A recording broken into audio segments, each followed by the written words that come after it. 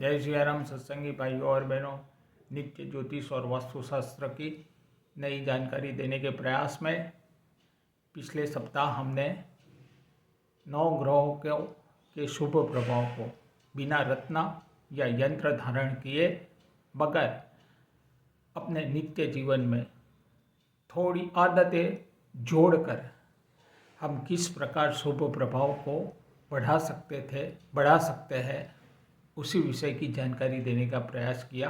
और यह बात मैं आपसे पुनः एक बार इसीलिए कह रहा हूँ कि जो स्नेह आपने मुझे फेसबुक के माध्यम पे और अन्य सोशल मीडिया के माध्यम से दिया है, तो चैनल पर भी, यूट्यूब चैनल पर भी नित्य नए नए मित्र जुड़ रहे हैं।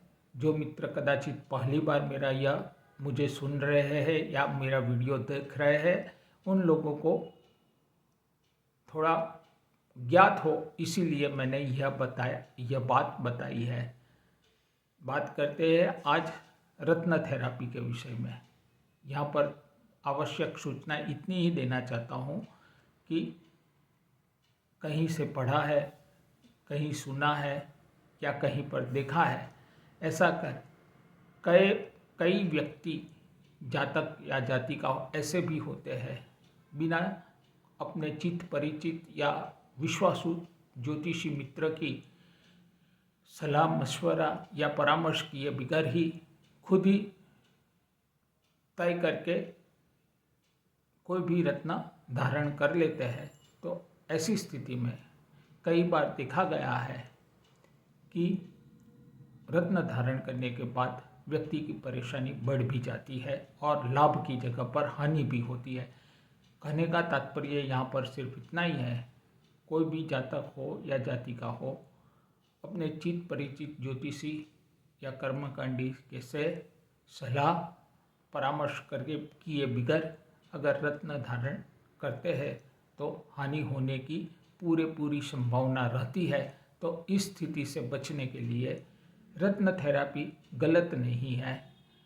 मेरे मत अनुसार कोई भी रत्न 5 या 7 साल तक ही अपना शुभ प्रभाव और अपना पूरा कार्य क्षमता अर्थात फल देने में समर्थता जिसे हम कहते हैं, वह 5 या 7 साल तक ही होती है। बाद में क्रमशः रत्न धारण कर जो किया है उसकी कार्य क्षमता क्रमशः घट जाती है। एक समय ऐसा भी आता है, वह रत्न का आपने धारण किया है, नहीं किया है, दोनों बराबर हो जाते हैं। तो इस स्थिति में सोच समझकर आपको रत्न धारण करना चाहिए। आज से लेकर के एक सप्ताह तक 9 के 9 ग्रहों को जन्म पत्रिका अनुसार किस प्रकार के ग्रह रहने से आप रत्न धारण कर सकते हो, वह बताने का प्रयास करता हूँ। उसी क्रम में आज सूर्य देव से शुरुआत करते हुए, ग्रह मंडल के राजा सूर्य देव है, तो उन्हीं से शुरुआत करते हुए सूर्य देव के विषय में जानकारी देने का प्रयास कर रहा हूँ। जो व्यक्ति फिर जातक हो या जातिका हो, मेष लग्न है, कर्क लग्न है, सिंह लग्न है, वृश्चिक लग्न है या मीन लग्न है, यह 5 लग्न में से कोई भी लग्न अगर है तो आप निसंदेह सूर्य देव का रत्न माणिक्य अर्थात रूबी, जिसे अंग्रेजी में रूबी कहते हैं, वह आप धारण कर सकते हो। कोई भी रत्न हो, कम से कम 3 और ज़्यादा से ज़्यादा 5 या 6 कैरेट अथवा तो रति, वजन की मात्रा, वजन के अनुसार मैं बात कर रहा हूँ, वह आप धारण कर सकते हो। इतना होना चाहिए, अन्यथा छोटा या बड़ा लेने से कोई फिर अर्थ नहीं रहता है। जो जितना जरूर है उतना ही हमें धारण करना चाहिए।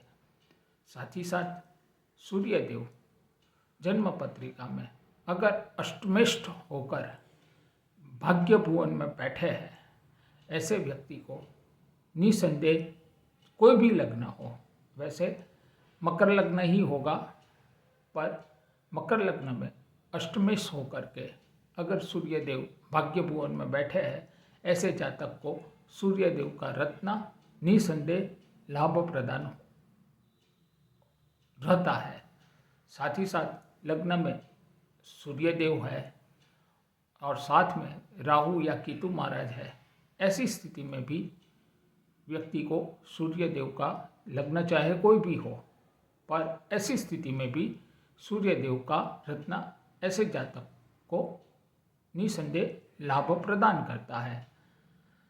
दूसरे जन्म पत्रिका में दूसरा और 12वां भाव, वह दो भाव में अगर सूर्यदेव उपस्थित रहते हैं, लग्न कोई भी हो, तो ऐसी स्थिति में जातक को आंख से संबंधित अर्थात आंखों की रोशनी से संबंधित या आंख संबंधित कुछ न कुछ परेशानी अवश्य रहती है। तो ऐसी स्थिति में वह जातक या जातिका भी सूर्यदेव का रत्न धारण कर सकते हैं। ठीक उसी प्रकार चौथे स्थान में अगर सूर्यदेव विराजमान है और अशुभ परिणाम दे रहे हैं, मकान संबंधित, वाहन संबंधित या अपनी माता के संबंधित, तो भी आप एक बार ज्योतिषी से सलाह परामर्श कर आप सूर्यदेव का रत्न धारण कर सकते हो। ठीक उसी प्रकार सूर्यदेव अगर जन्म पत्रिका के कोई भी लग्न हो, 6, 8 या 12वें भाव अर्थात खाड़े के स्थान में अगर बैठते हैं, तो कुल जन्म पत्रिका विश्लेषण करवा कर आप सूर्यदेव का रत्न धारण कर सकते हो।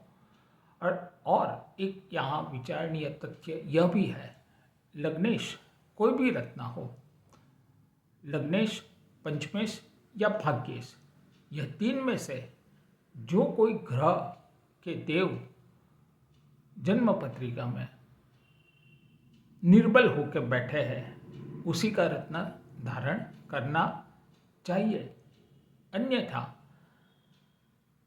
अन्यथा व्यक्ति को लाभ की जगह पर हानि होने की संभावनाएं बढ़ जाती है।